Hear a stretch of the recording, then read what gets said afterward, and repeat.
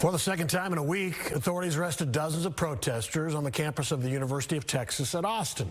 A group of demonstrators protesting the Israel-Hamas terrorist war erected a makeshift encampment, prompting the university to bring in city and state police to break it up.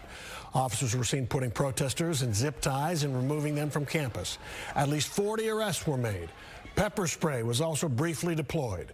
Fox 4's David Centenry is in studio tonight with the latest out of Austin. David.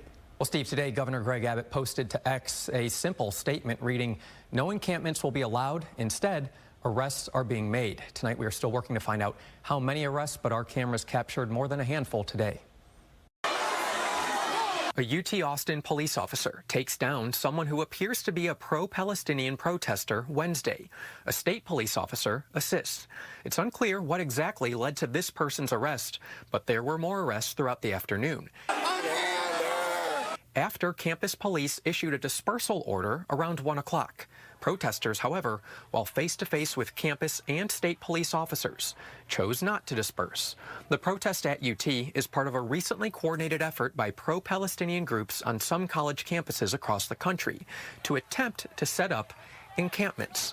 The group on the South Lawn Monday had banded close together and used long tables as part of circular barriers surrounding them. Protests last week at UT Austin did not appear to include an effort to occupy any part of campus, but 57 demonstrators were arrested, although criminal trespassing charges against all were dropped. The Travis County District Attorney's Office says law enforcement lacked probable cause in the cases. Monday morning, some of those who were arrested last Wednesday spoke at a press conference. As an institute of knowledge that is supposed to uplift the voices of its students and allow for the sharing of ideas, what happened Wednesday was shocking and a betrayal. While my arrest and my 17 hours in jail were traumatizing, it is nothing compared to the heartbreaking reality that the people of Palestine face. Some of UT's Jewish students say the protests direct hate toward their community. We've tried to talk to these people.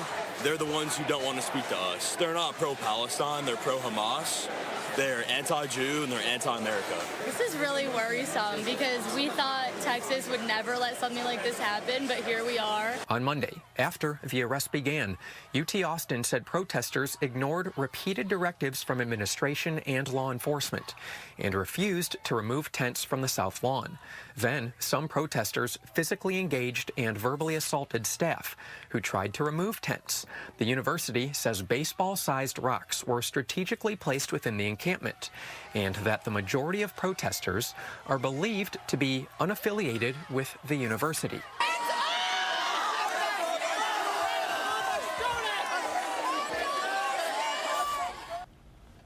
It remains to be seen how the Travis County District Attorney's Office will handle these recent arrests, again, after dropping charges against protesters last week. One more thing to add, the university says on Saturday it received extensive online threats from a group organizing today's protest. Those threats have been reported to law enforcement, and when it comes to prosecuting, again, those arrested today, like we just mentioned, no indication from the Travis County DA.